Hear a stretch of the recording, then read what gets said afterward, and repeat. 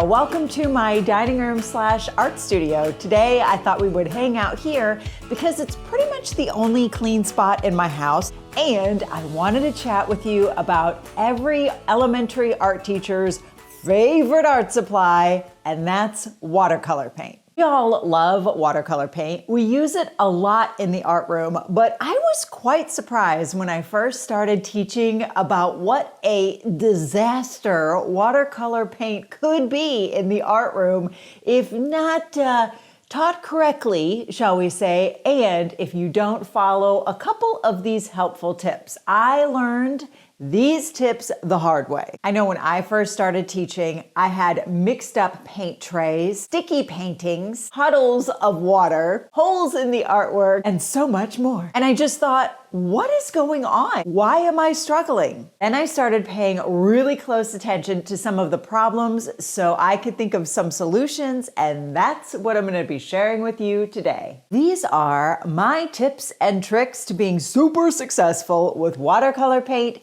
in the elementary art room. Now, full disclosure, I do work with my friends at Prang who have reformulated their watercolor paint so that these colors really do pop. They're also the only brand that has refills. That means you don't have to buy brand new watercolor sets every time you run out of watercolor. You can not only customize your watercolor trays and your watercolor choices, but you can buy refills. How much watercolor paint should you order for a school year? There's a couple of things to take into consideration. Thing number one, how many students do you teach?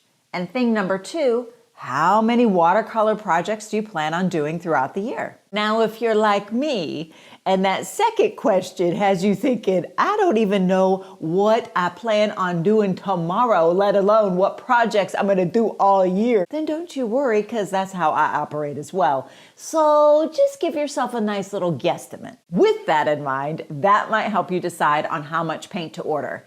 If this is your brand new first year teaching art right out of the gate, and you have some crusted and dusted watercolor paints that you would like to move on out of the way and replenish with brand new ones, then here's what I would recommend. In a class of 20 students, I usually had about 10 trays, because between every 2 students, I would have a watercolor tray that my students would share. If you have a student body of 20 students, then you might want to order a set of 10 of these. But that's just part of the order. Then you have to take into consideration what colors you should order. Now, if you're thinking, Cassie, I thought there was color in the paint box. There is, but your students are going to go through these paints pretty quickly. And let me tell you the colors that they go through first that you might want to make sure that you have refills on hand so you can pop the old ones out and replace them with the new. Here's my watercolor tray. Brand new, gently used. My students really tend to wear out these colors. Yellow, that's almost always the first one to go, so I would definitely make sure you have refills of yellow on hand. Magenta is also a very popular color. Blues are extremely popular, especially this turquoise. If you're on a limited budget, and who isn't, and you're trying to prioritize which of these colors you should get refills of, those are the 3 that I would put at the top of the list. I would also try to have the rest of the colors as refills, but make sure you have extra of those 3 I just mentioned. Now that you've got your watercolor paint order kind of sort of squared away, next suggestion is as soon as you get your order of these paint trays, I say ditch the tray. Now, you don't have to throw the tray away per se, but they do prove to be a bit of a pain in the keister. Here's why. Just thinking about this annoys me. I need more coffee. Here's why you need to ditch the tray. Students will often mix colors right up here, which is great for those middle and high school students. In fact, that's why the palette is here. But often with my elementary school friends, what I've noticed is they just take to painting up here. Not only that, but when they are finished with their painting, they often will close the lid, which means any water or any mess that was made up here, as soon as this is closed, it trickles down and gets all over the paint. Not to mention, when these trays are carried, they're often carried like this, which makes the mess even worse because all of the paint and water is now running and dripping and coming out of the bottom. Can you tell that I've seen something? Not only that, but watercolor paint between use needs to dry. It needs some air. The minute that you close this, it's going to stay wet and sticky, so you need to always make sure to leave these trays either open or take these out so that they can dry completely. To avoid all of that, what I suggest you do is ditch the tray. Just take it out. You don't have to throw these away. Perhaps you can use them for a future project. Maybe they would make great palettes for those students who do want a surface to mix on, but I would suggest keeping these two separate. My next tip, when you get your watercolor paint, I would suggest customizing your paint trays. This is your standard tray. Dark colors like purple, black, and brown tend to be something that my students often reach for and then cover their whole surface of their painting with. It only takes a second to turn your back on a group of kids who have created the most beautiful paintings on the planet, only to see in a matter of seconds that they have completely covered that beautiful masterpiece in all black paint. I mean, can you blame them? There really is something fun about taking a dark contrasting color and just slapping it all over your painting. But it does break the art teacher in heart a little bit. Not only that, but those darker colors are often what causes the other colors in the tray to become contaminated, because it's really hard to remove those dark colors from a paintbrush when a student takes a paintbrush that once had a dark color on it and then puts it in something like a yellow. It often will contaminate that color. To save yourself a little bit of a headache, you can remove those colors. Don't throw them away because, of course, you may need them later, especially when you're creating something like a tray for skin tone painting. For that reason, I would recommend removing those darker colors from your paint tray. For years, I was hoarding my extra little trays because I was creating customized trays. When I mentioned that to my friends at Prang, they said, "Do you think other art teachers may be interested in these little empty trays?" And I said, yes, because these are perfect for creating your own customized trays. So now you can buy these empties so that you can build your own customized trays for your students. Let me show you. With these empties and the refills, I build 4 different kinds of customized trays for my students. Remember, I do 10 of each of these. The first one that I create is always the rainbow tray. So here it is. We've got red, orange, yellow, green, turquoise, blue, purple, and I stick magenta at the very end. This helps my students, particularly my younger ones, when we are first exploring watercolor paint and learning how to paint a rainbow. We also then have all of the colors in the order of the rainbow. Now, if you are a Roy G. Biv person who really hangs on to that Roy G. Biv order, it is making your eye twitch that I have turquoise and magenta in here, then that's the beauty of it. Customize it any way you want to. But that's one of the customized trays that I create. I create 10 of these, and this is the rainbow assortment. A lot of times when my students are painting, we're either using all warm colors or all cool colors. And this is great because it teaches my students the difference between warm and cool colors. And also, if warm and cool colors mix together, the colors tend to muddy a bit.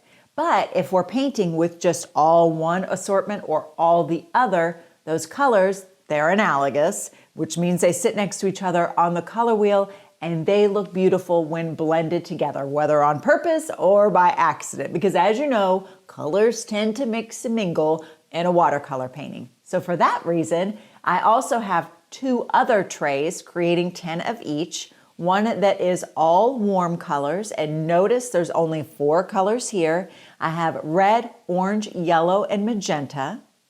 And then I also have my all cool color tray. Now, technically, you could also throw magenta in here as well. I kind of think of magenta as being a warm and a cool color, so I usually have it in each tray. But here I have blue, turquoise, blue-green, and purple. So those are my cool colors. There's an extra one in there, and what is that? Let's see, I got purple, blue, turquoise, green, blue, green. That's what it is. There we go. And then lastly, we have our tray for mixing skin tones. So on this skin tone tray, we have white, black, brown, orange, yellow, and red. When we read a book like The Colors of Us, we usually have an extra sheet of paper where we mix up different swatches of color to try to find our colors and the colors of our classmates. And that leads into a great project where the students mix up their own beautiful skin tone. And this is really helpful for that. These are my 4 customized trays. So if my students are learning about the order of the colors of the rainbow, I know what tray to reach for. If we're doing a project for warm versus cool colors, I've got my tray set up for that. And if we're mixing skin tones, we've got our special customized tray just for that. It may seem like a lot of work on the front end, but trust me, you just set these up. I have them in little bins that are labeled for each one of these customized trays. That way they're easy to find and I don't have to customize them before every class. I already have them ready to go. So I mentioned that between every 2 students, I have a tray of watercolor paint. Now let's talk a little bit more in depth about the actual setup of what my tables look like. So on every table of 4 students, I have 2 trays set up for watercolor paint. And so this is just a plastic tray. I love using trays with a lip because it really does help capture the mess clearly. Also makes passing things out really easy. You can stack your trays. I can't say enough about how much I love trays.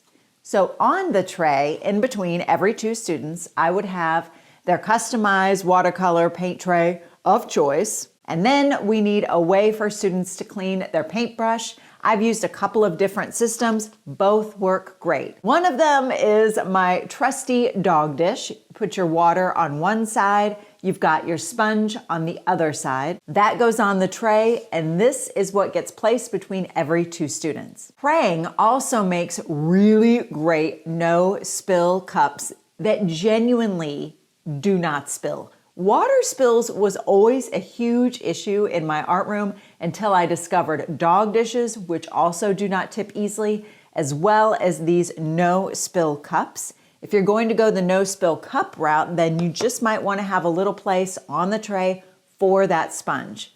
I'll share with you what the sponge is for. I tell my students that when they change color, their paintbrush has to take a bath in the paintbrush bathtub.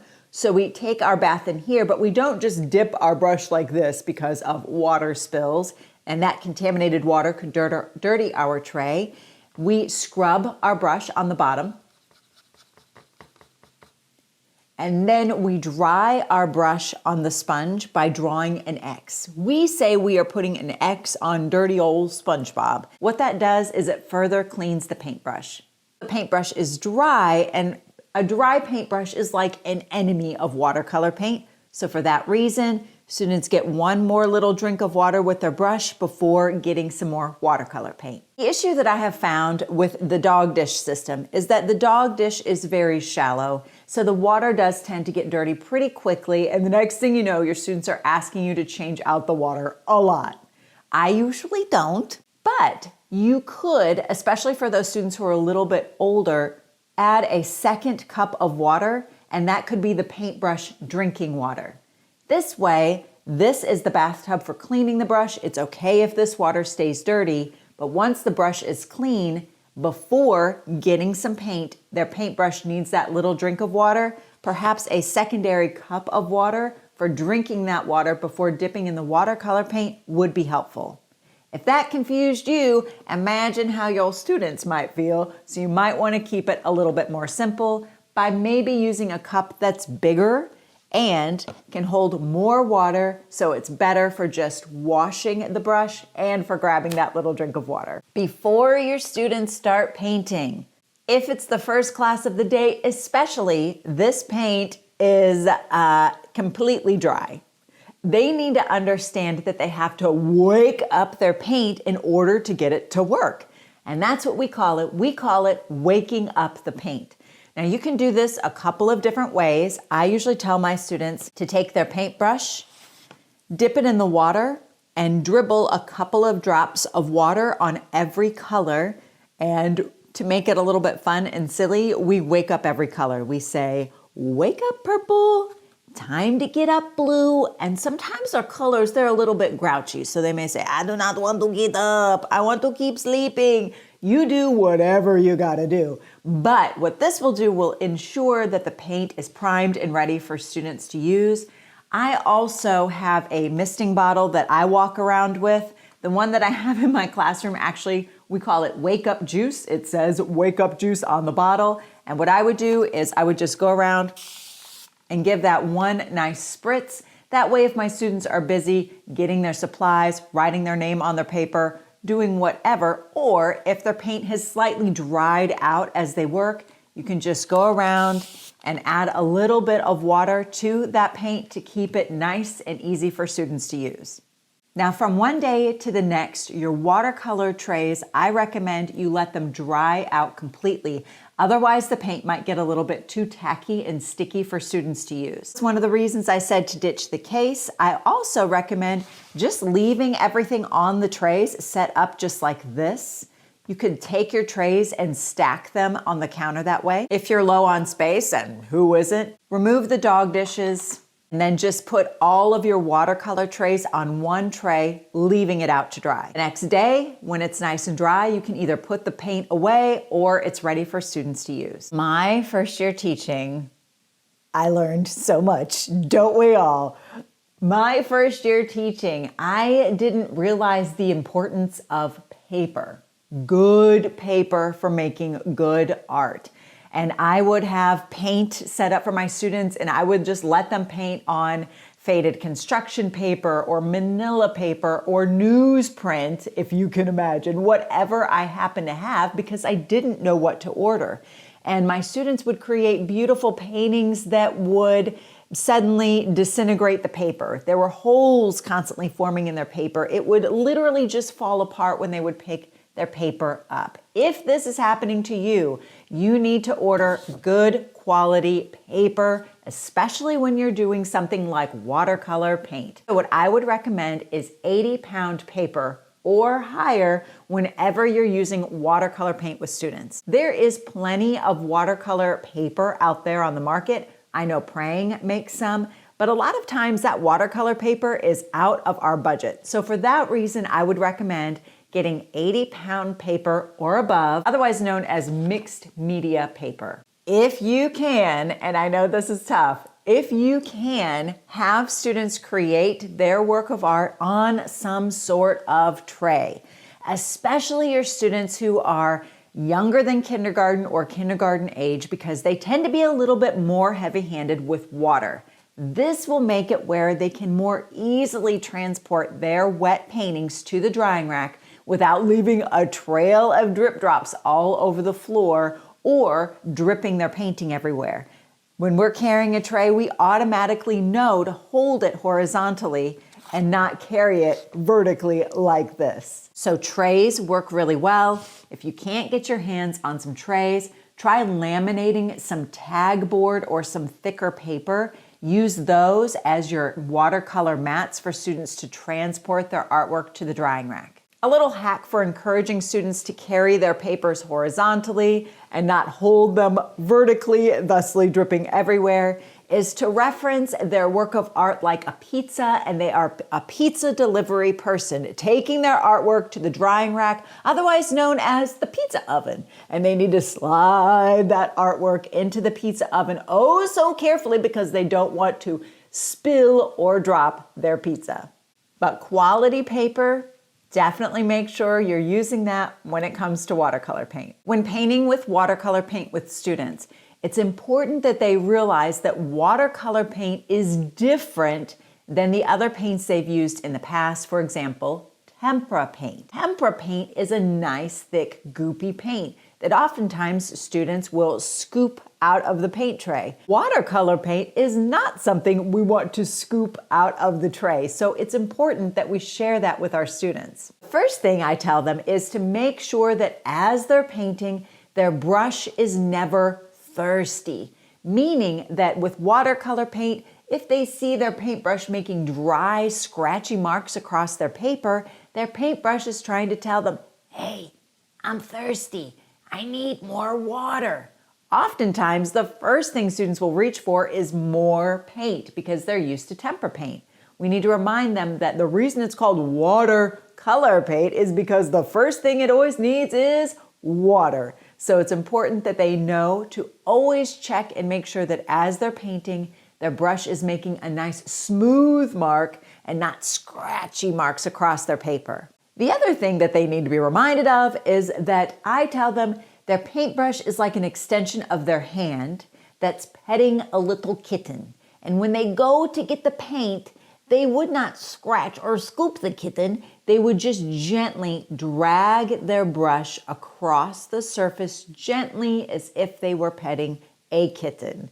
And of course, you know, I'm all about the paintbrush ballerina. And this comes in really handy when students are painting with watercolor paint. Their paintbrush should always be on its toes. She should glide beautifully across the paper. She never, ever should scoot around on her bottom, making scratchy marks, ruining the brush, damaging the paint, and possibly ruining the artwork. So those are just a couple of tips when it comes to helping students understand how to correctly and successfully use their watercolor paint. And there you have it.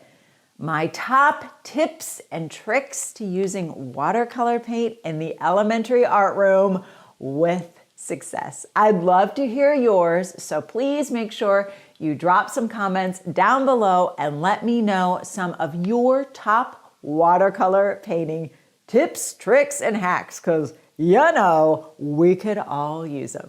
Toodles!